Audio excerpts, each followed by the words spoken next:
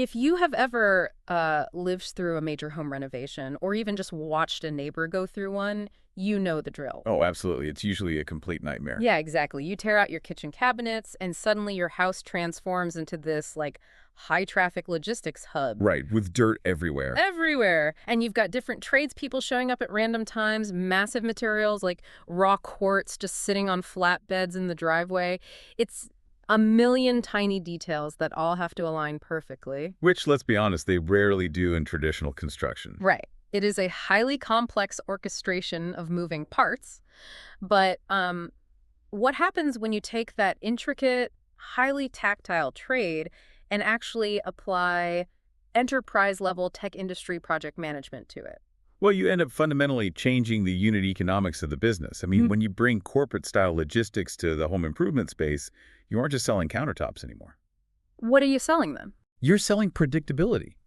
And for anyone looking at business ownership, whether you are a corporate professional seeking an exit strategy or an experienced investor looking to diversify, predictability is really the ultimate metric for scale.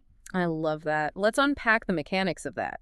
Today on our deep dive, we are exploring Cabinet IQ. Yeah, they are fascinating. They really are. This is a rapidly expanding kitchen and bath remodeling franchise, focusing heavily on the sales, design, and installation of custom cabinets and countertops. So for you listening, our mission today is to break down the machinery under the hood of this operation.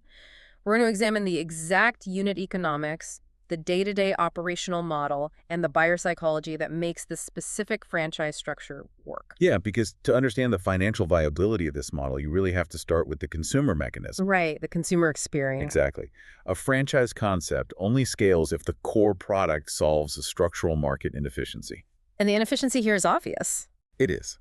The founders of this brand, they realized from their own frustrating renovation experiences that the friction in home improvement wasn't a lack of skilled craftsmanship in the market. Like, it wasn't that carpenters forgot how to build cabinets. Right. There are plenty of incredible carpenters and stone fabricators out there. The actual friction was the communication loop. Oh, that makes sense. Yeah. Traditional craftsmen are stretched incredibly thin.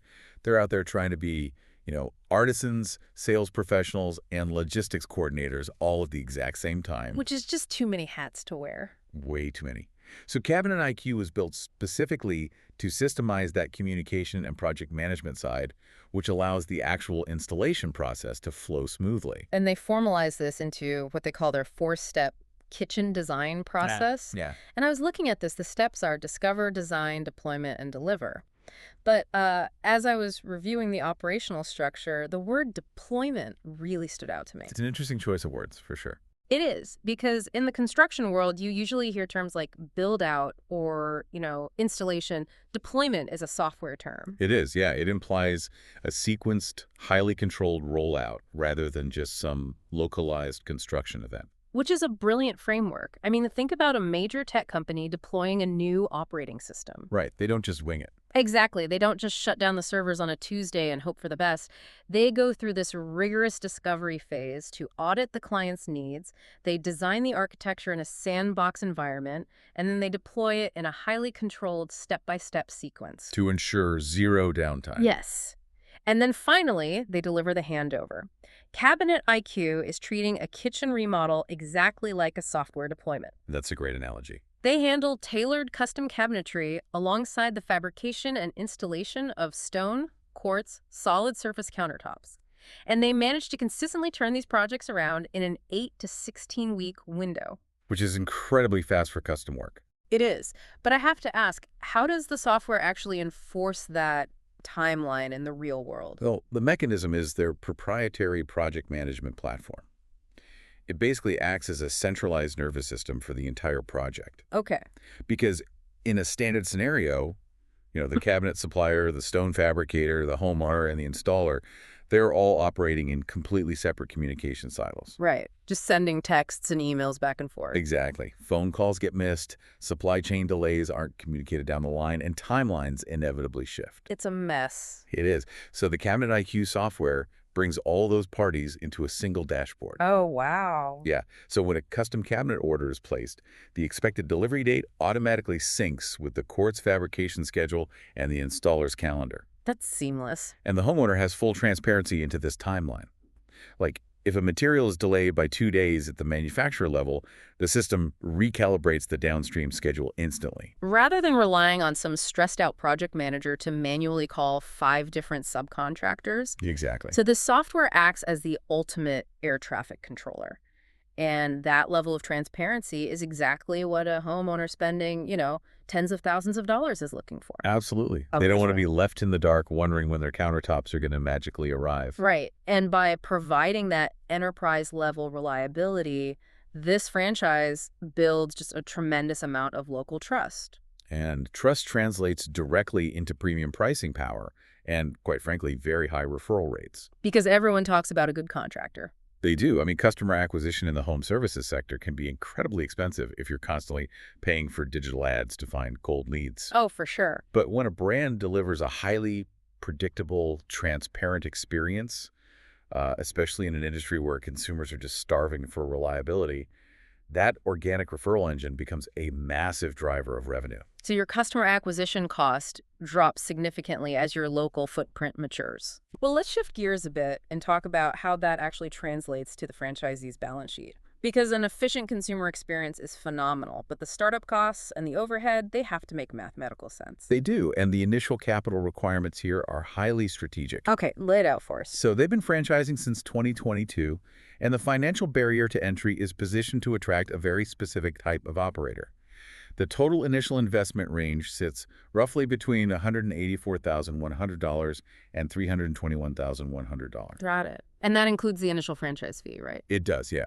The franchise fee is $49,500. Okay, so to get approved for that, the franchisor requires candidates to have a minimum net worth of $300,000 and liquid cash of at least $100,000. Sorry. And once the doors are open, you're looking at a 6% royalty fee and a 1% ad royalty fee, operating under a standard 10-year renewable agreement. Right, and it's worth noting they do offer veteran discounts on that initial fee. Which is a great perk. But I really want to zero in on that total investment range you mentioned. So roughly $184,000 to $321,000. If I am a corporate professional listening to this and I'm looking to transition into business ownership, why should that specific number catch my attention? Because it really represents a capital-efficient middle ground. Yeah. I mean, consider the traditional franchise spectrum, right? Okay. On one end, you have your major quick-service restaurants or big-box retail. Those build-outs regularly exceed $1 to $2 million. Easily. You're dealing with complex commercial kitchen equipment, massive real estate leases, and you're taking on significant commercial debt before you ever make your first sale. Yeah, the break-even horizon on a $2 million build-out can be years. Exactly. And that is a massive risk profile for someone whose primary goal is really just to replace their executive salary and gain some lifestyle freedom. I mean, signing a personal guarantee for $2 million is not for the faint of heart. No, it's terrifying for most people. But conversely, on the other end of the spectrum, you have these mobile home-based service franchises. Right, the van models. Yeah, you can often start those for under $75,000. You buy a van, wrap it in a logo, and you're in business. Super lean. Incredibly lean, but they completely lack a physical anchor in the community. You are entirely dependent on digital marketing to generate any kind of authority. Because nobody can walk into your store. Right. So the Cabinet IQ investment range bridges this gap perfectly. You avoid the crippling debt of a restaurant build-out, but you allocate enough capital to construct a pristine, modern design showroom. Ah, I see where this is going. The showroom is the secret weapon for the unit economics here. It really is. Because it isn't just an office, it's a conversion tool. Exactly. Yeah. The showroom is basically doing the heavy lifting for your sales team. When a customer walks into a beautifully lit, professionally designed space to, touch and feel premium quartz and custom wood finishes, the brand authority is established immediately. You look legitimate. Very legitimate. Ah. And it elevates the perceived value of the product, which justifies the high-ticket invoice. Because kitchen remodels are major financial decisions. Huge. And that physical space provides the psychological safety the buyer needs to sign a $40,000 or $50,000 contract. Makes total sense. So you are acquiring the prestige and local presence of a brick-and-mortar business, but with a remarkably light physical footprint. Yes, exactly. And let's talk about what's actually happening inside that footprint, because margins are where the real story is. They are focusing heavily on custom cabinetry and stone countertops. These are high-ticket items with inherently strong margins. And because the brand has established these exclusive vendor relationships and centralized the supply chain, the franchisee isn't dealing with wild fluctuations in wholesale costs, right? Right, and that centralized supply chain is a critical profit driver. I mean, think about an independent single-unit operator. They have very little negotiating power with massive stone fabricators or cabinet manufacturers. They just pay the market rate. Exactly. Okay. But by tapping into the franchisor's established vendor network, the franchise secures enterprise-level pricing on raw materials. Which is a huge advantage. It is. It protects the gross margin on every single project, which allows the franchise to capture more profit without necessarily having to be the highest-priced option in their local market. Which brings up, honestly, the most fascinating claim in their entire operational model. Okay, what's that? So the franchise is explicitly structured for both hands-on owner-operators and the semi-absentee investors. Yes. Now, I have to push back on this. Go for it. Home improvement involves heavy materials, precise local building codes, and physical installations. It does. So how on earth does a corporate professional, someone who is perhaps keeping their primary job and has literally zero construction background, how do they run a kitchen remodeling business as a semi-absentee owner? It just seems completely counterintuitive. I get it. And honestly, it is the most common objection from sophisticated investors evaluating this space. I would imagine so. But it stems from a fundamental misunderstanding of what the franchisee's role actually is. In this model, the franchisee is not the installer. Right. They are not in the back fabricating quartz or swinging a hammer on site. They are essentially the executive director of a sales and logistics organization. Okay, so if they aren't on the job site managing the installation, what does their day-to-day actually look like? Their primary function is managing the business metrics and the leadership team. Managing the managers. Exactly. A semi-absentee owner will typically hire a strong general manager or maybe a dedicated sales manager to run the showroom and oversee that daily project flow. Got it. So your job as the franchisee is to manage that manager. You're logging into the proprietary software to check the health of the sales pipeline. You're reviewing customer acquisition costs, monitoring the timelines of ongoing deployments, and just ensuring that the exclusive subcontractor teams are meeting the brand's quality standards. You know, to use a different industry analogy, it's like if you own a highly successful dental practice as an investor, you don't need to be the one in there cleaning the teeth. Right, exactly. You hire exceptional dentists and hygienists, and you provide them with the facility, the marketing, and the operational software to do their jobs efficiently. You manage the enterprise, not the enamel. That is the exact dynamic here. Because the heavy lifting, the actual physical installation and fabrication, is handled by vetted, specialized teams, and that complex scheduling is handled by the software. The owner's time is completely freed up. And I imagine this is what unlocks the multi-unit growth potential. 100%. Look, Yeah. if your business model requires you, the owner, to physically visit every single job site just to ensure the cabinets are level, you can only scale as far as your car can drive in a day. Right, you hit an operational ceiling very quickly. You do. But if your system is driven by a centralized CRM and a dedicated showroom team, scaling from 1 unit to 3 units simply means replicating that management layer. It is a playbook for scaling without multiplying your own physical labor. Precisely. But the franchisor has to be able to actually support that kind of scaling, which leads us to the corporate infrastructure. Cabinet IQ started franchising in 2022.